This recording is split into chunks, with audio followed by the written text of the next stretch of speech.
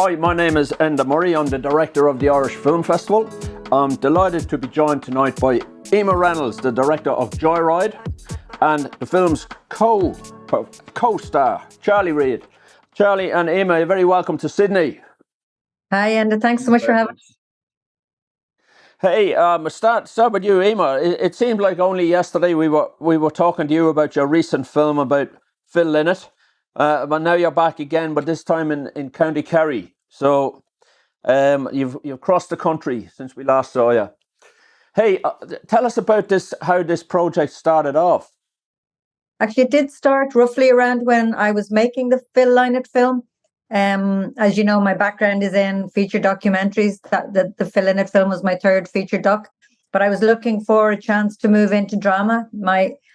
My long ago career was in editing, and I was a drama editor. So I was looking for a project to take me into directing a feature film, and I was approached by Aoife O'Sullivan, the film's producer, with this script in early 2018, and they had been developing it for a number of years and were kind of trying to find the right fit for it, the right voice. And I loved it on first reading it. I was really, really blown away by like the size of his heart. I'd say that's the biggest thing that I felt. You know, it had a huge emotional center, and I really loved that. I loved the themes, obviously, around motherhood, around found family, about healing from the wounds of your past. And I loved the characters. I loved the characters and the dialogue. Both characters, Joy and Mully, really appealed to me. But I'd say particularly Joy, such a messy and irreverent woman, you know, dealing with motherhood in such a messy and complex way. And I was incredibly attracted to it. So I came on board, and then it took we didn't shoot it till, I want to say, am I right? Summer 21. Yeah. So it was another few years before we put the package together to make it. Great. I loved your quote about motherhood being messy and not the floral beauty, but is dark and complex. That was a nice quote. And Alva Kyogan, that was the writer. It comes from her own experience. The script. Do you want to say a little bit about that? Yeah, she tells a story. I'm sure she wouldn't mind me repeating it. She tells a story that she was walking. She lives down in Kerry. It's all based around where she grew up and where she now lives in the wilds of Kerry. And she tells a story about being, walking the country lanes with her firstborn, her little boy Leo, who's now, I think he's 14, and really, really struggling with motherhood, struggling with it all, struggling in particular with breastfeeding, and heard on her podcast a story about some young lad in Tipperary, some little joyrider who'd leapt into a car and tore off in it, and they discovered a baby in the back seat. And instead, her reaction to the story wasn't possibly as you might imagine. You think, oh my God, what a disaster, the poor child. Her actual reaction was, oh, amazing. I'd love a 14-year-old who could help me with this baby, who might be able to teach me how to feed this baby and handle this baby. So that was the germ of the idea.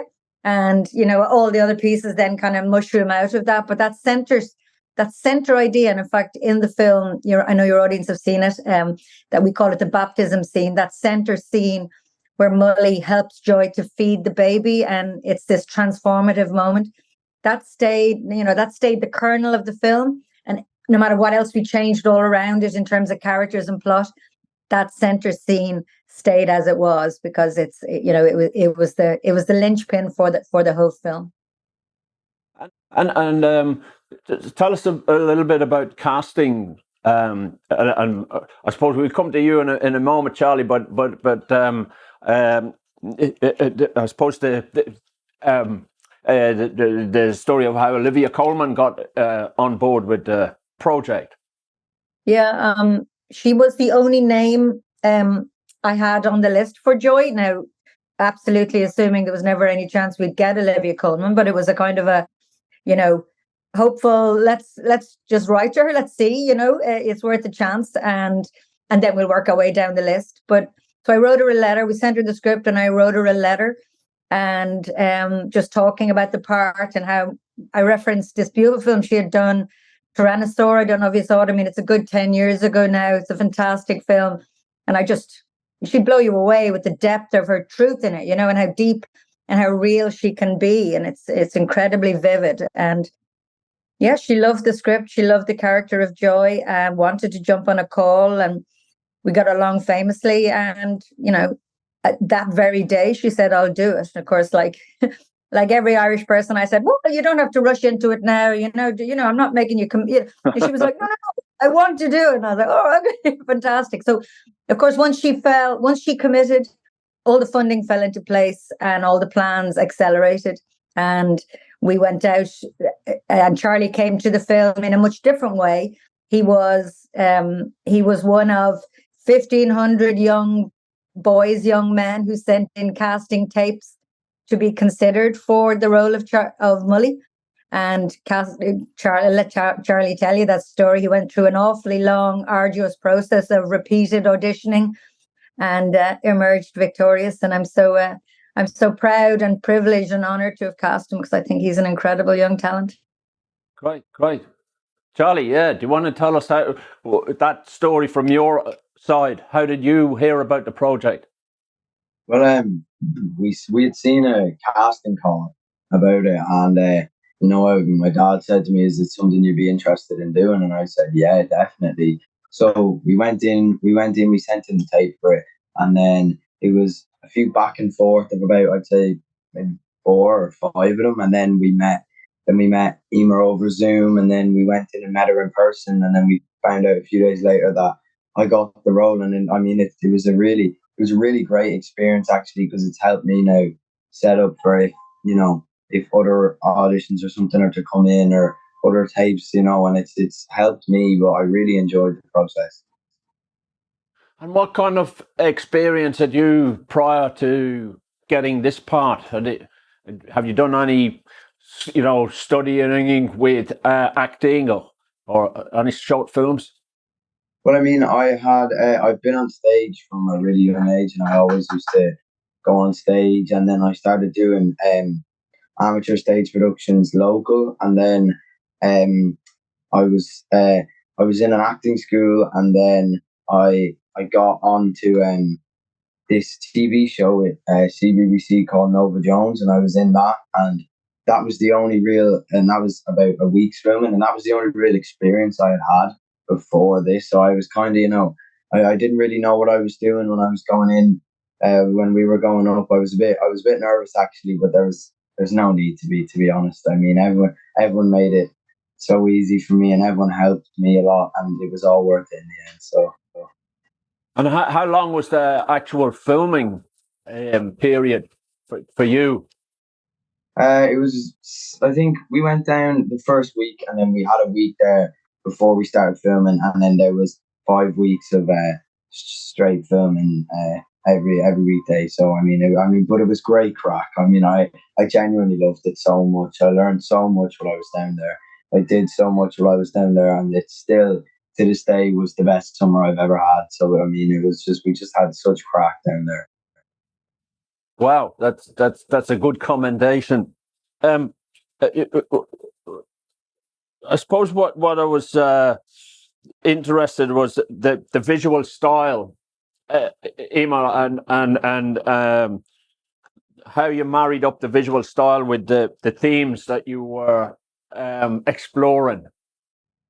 Yeah, as I said earlier about the size of the film's heart, that was leaping off every page, and in also what was leaping off the page was that it wasn't a sentimental film. It wasn't cynical. It was real and I guess messy, that word messy again, but it was also exuberant and vivid and open-hearted, so the film really seemed to know our own mind. It was really funny. It was kind of like it became itself very fully, especially once we went to Kerry.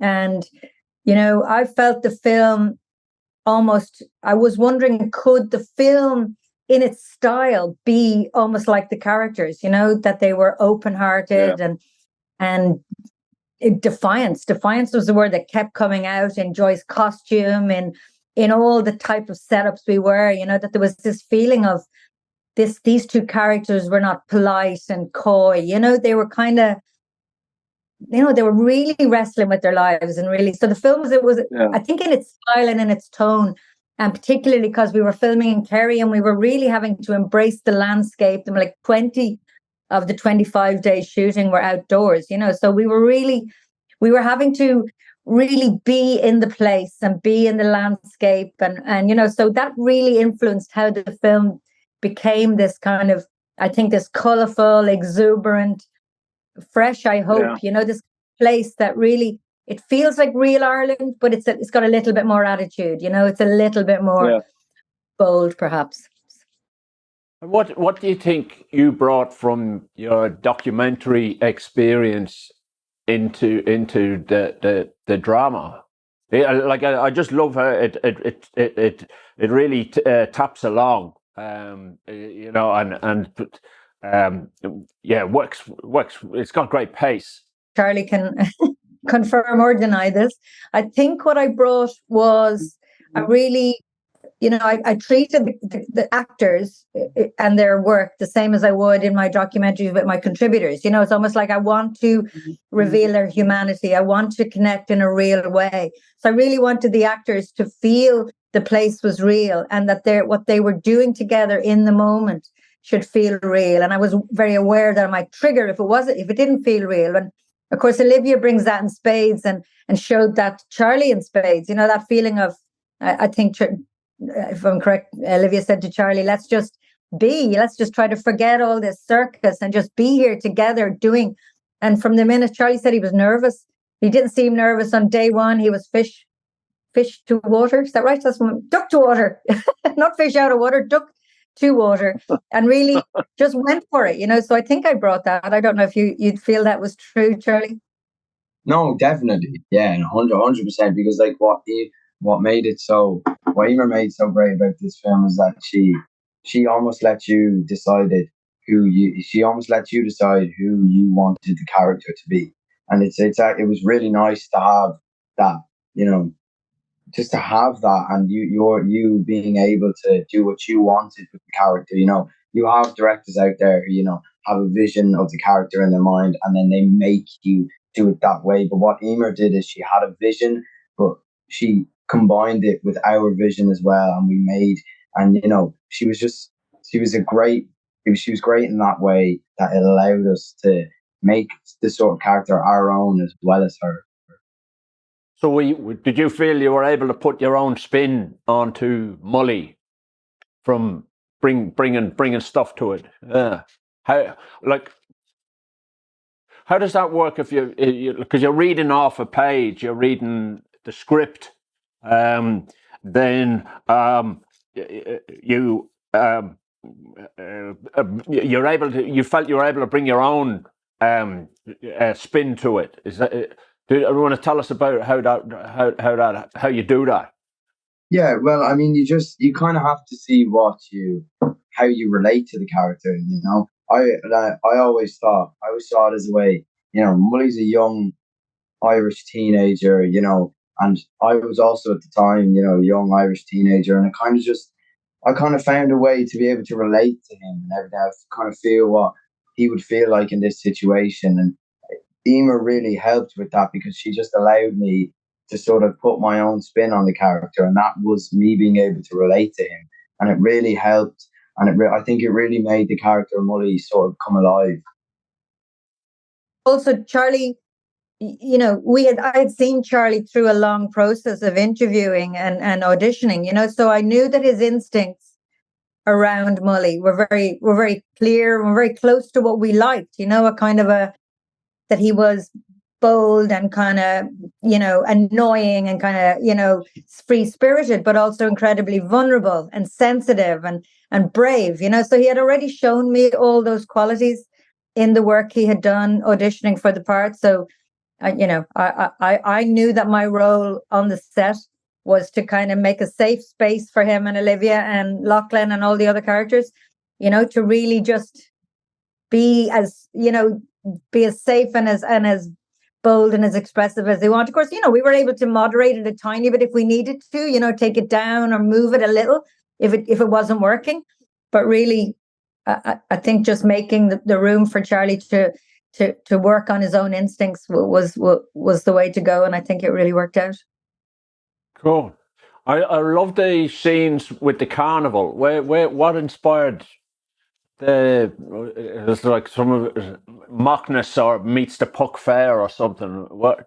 Yeah, as I said, that's all coming. Actually, that came a little bit from an earlier draft of the script when we had set it at Christmas. It used to be a Christmas film long before Charlie even ever read it. So there was a kind of a Wren Boys, that kind of element to it. Oh yeah.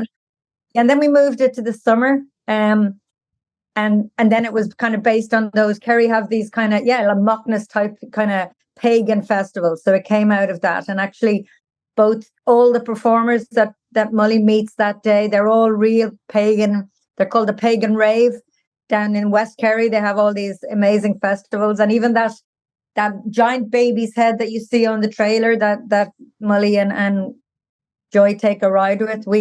Alva and I had actually seen a trailer go past with one of those about a year before we made the film. So it's all based in some sort of, I think it's a mashup down there of, different cultures and different ideas and just a bit of joy. And they needed a lot of joy that day. It was the hottest day in Ireland that summer.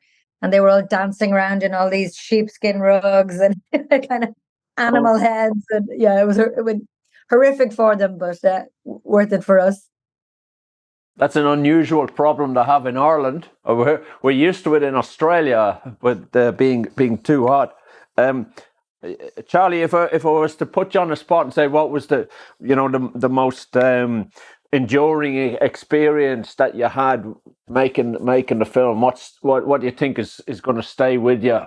Maybe the most enjoyable thing, but maybe not. Maybe interested to know. Well, I think it has to be the 3 days we filmed at the B&B. I loved those 3 days so much because, we were all in this, the whole crew were just in this B&B. We were all just closed in there. And, it was such great crack. I mean, I remember between one of the shoots while I was lying in the bed, I fell asleep.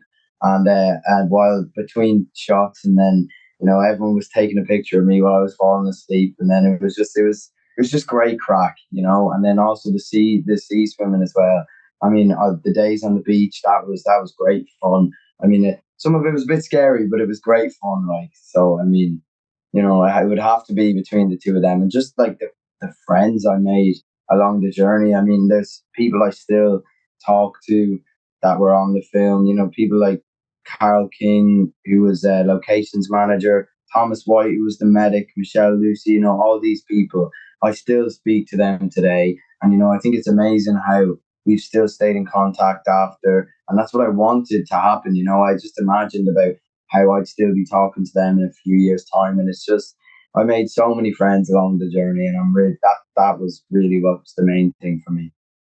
That's cool. Emer, for you, what was the kind of enduring memory of that of the production for you? I'm really, really glad we got to film in Kerry.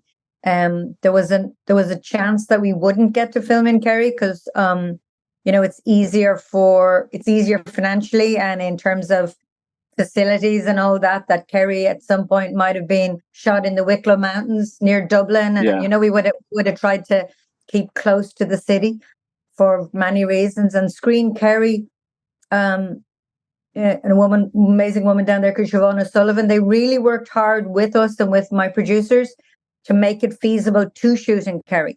And I'm so glad we were able to pull that off because, as I said, 20 of the 25 days were outdoors. So we were really embracing the landscape, and a kind of a, and I mean this in a great way because I absolutely love Kerry, a kind of a madness came into the film's DNA, I think, because of Kerry. When we were outdoor, we were in these wild hills and we were on these mad beaches, and all the people helped us so much. We shot on that plane. That's a real airplane. It isn't a set. That was Kerry Airport helping us get a real plane, which isn't very, very unusual for a modestly budgeted film that you'd actually get to shoot in an airport. Everyone helped us. We were out on a road one day filming, and this woman came out with a tray of like 40 Irish whiskies, for us all, so we were really, really embraced by the people. And And I think the film got to benefit from looking at that corner of the country that isn't filmed as much as you might imagine. You know, it's maybe gets big treatment like kind of Game of Thrones type, you know, magical mystery kind of stuff, but not the real Kerry where we were out in the wild. So that was the biggest enduring part for me. And I really enjoyed making it, and I'm very proud of the film. And I hope being part of the story of discovering Charlie, you know, when Charlie is taking over Hollywood. I hope he'll still remember his friends in Dublin. But filming it in Kerry was a real treat. And as I said, I think it's into the film's DNA, you know, in terms of its spirit and its wildness and its beauty. Great. I could chat for ages, but we've run out of time. Look, thanks a million for taking time out, Emer, and great to meet you, Charlie. I hope our paths cross again. So Thank you. Nice to meet you. Good luck with everything. Thank you all for coming out. Slán agus Bema. Thank you. Slán. See you. Fun.